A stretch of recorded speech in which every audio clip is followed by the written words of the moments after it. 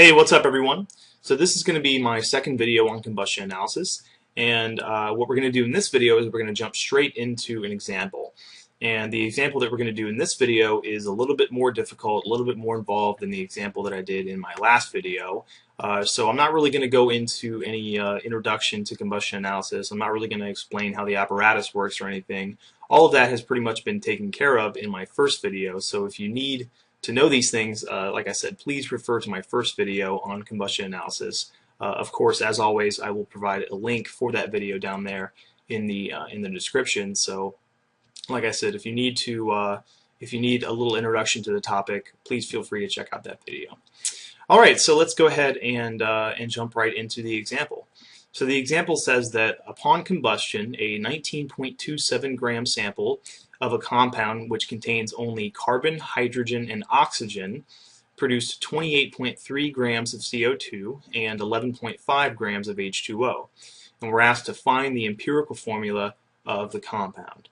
So we're finding the empirical formula, which means we're finding the relative numbers of atoms of each element in the compound. We could also rephrase that saying that we're finding the relative numbers of moles of atoms of each element, since a mole is just a large number of atoms. And so what we need to do is we need to convert the masses of CO2 and H2O that we've been given into, we need to convert those masses into moles. So I'm going to start with my CO2, so I start out with 28.3 grams of CO2. I'm going to convert that into moles of CO2 using the molar mass of CO2, which is 44.01 grams per mole.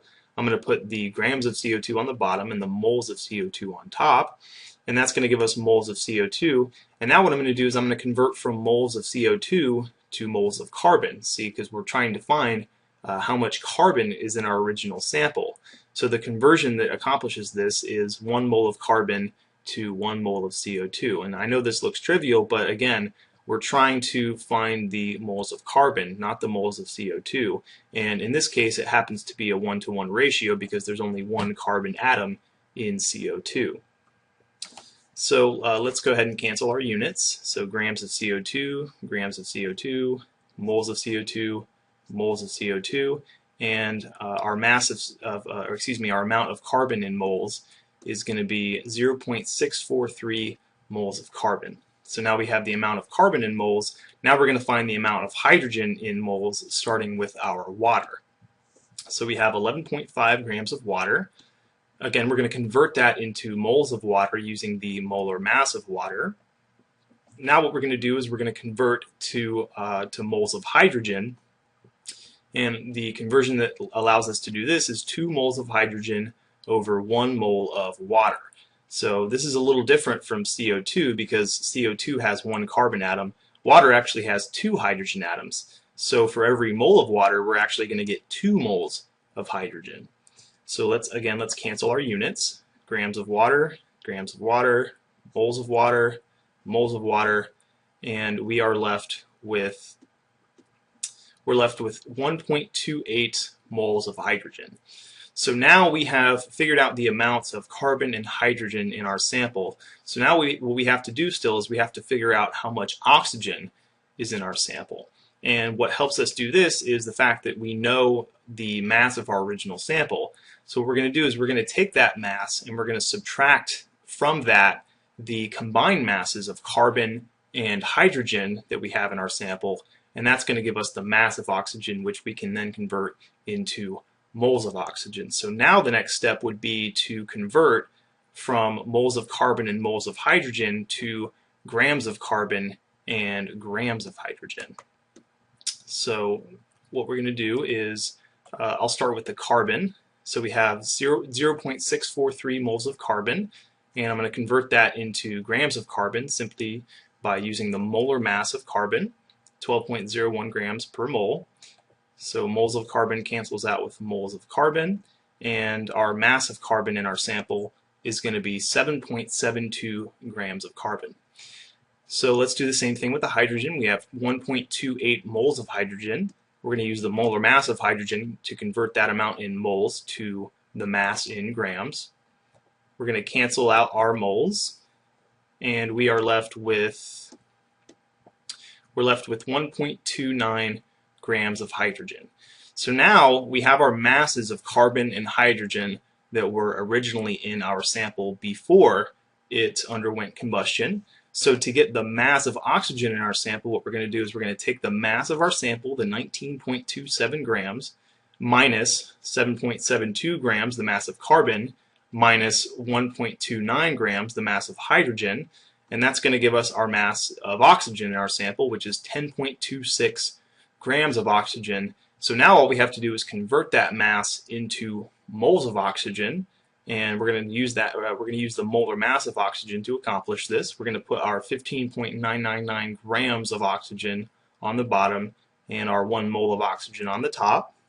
Grams cancels with grams, and our answer is going to be 0.641 moles of oxygen.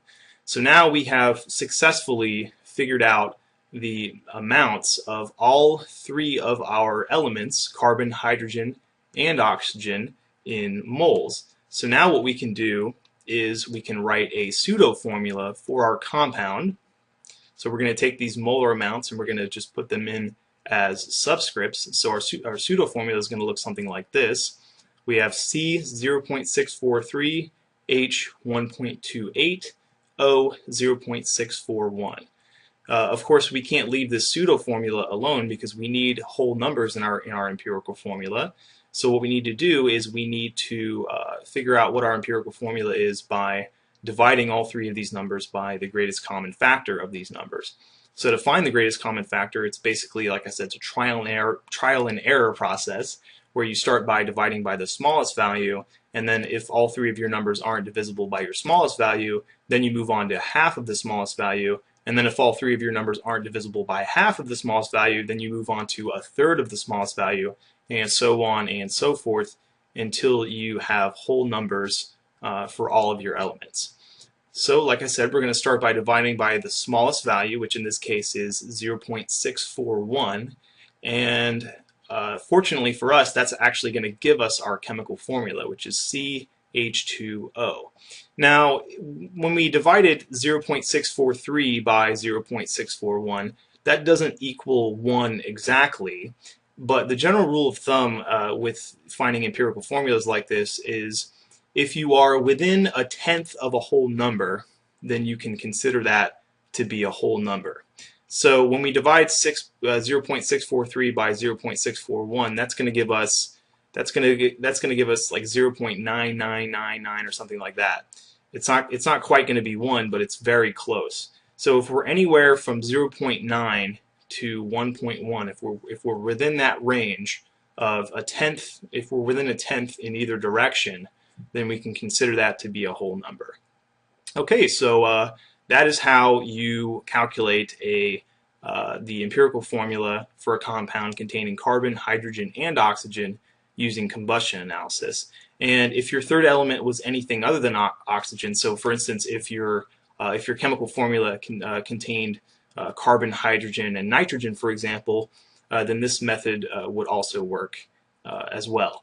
So, all right, I hope this video helped you guys out a little bit. Like I said, it's a little bit more involved than when our compound just contains carbon and hydrogen.